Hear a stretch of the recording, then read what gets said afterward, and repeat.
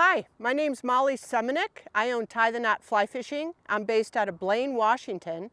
I used to be based out of Livingston, Montana, where I was a guide for 14 years.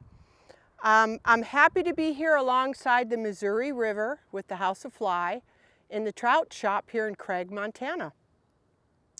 I've been asked to just go over a couple tips to fly fishing. If you weren't able to get to an instructor and you wanted just 3 or 4 really good tips to improve your cast, that's what I'm going to share with you today.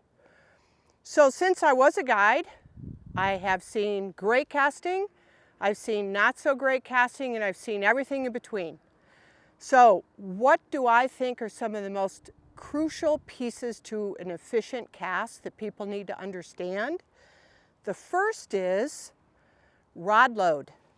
When we start our rod tip right on the water, give your rod tip a drink, and we start our casting stroke from here to 1 on a clock, that's going to load the rod. And why do we want to load the rod?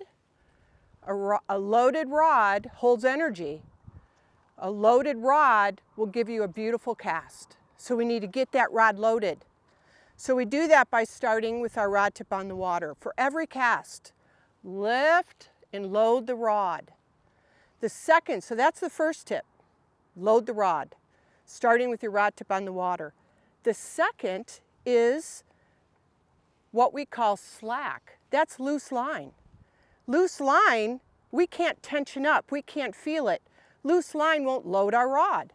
So once your rod tip's on the water, giving it a drink, take your line hand, strip in all that loose line till the rod's nice and tight, and start your cast with a nice loaded rod. That's tip 2. The third is, so once our rod is loaded, we've removed our slack, we start the casting stroke, and we're going to stop at 1, and then we're going to pause long enough for the line to straighten, and then we're going to cast forward to 10 and lower our rod. The casting arc is the angle of the butt of the rod from the start of the cast to the end of the cast. It's called casting arc or slice of pizza. The biggest mistake I see is people's casting arc is too wide for the amount of bend of the rod. So if you just think 1, 10, 1, 10, 1, 10, your cast will be good. So think rod tip low, remove your slack, get your rod loaded, stop, stop, drop.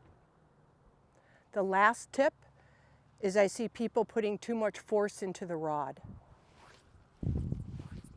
Not necessary. You don't even have to hear the rod. It should be smooth, smooth. Smooth to your stop, smooth to your stop.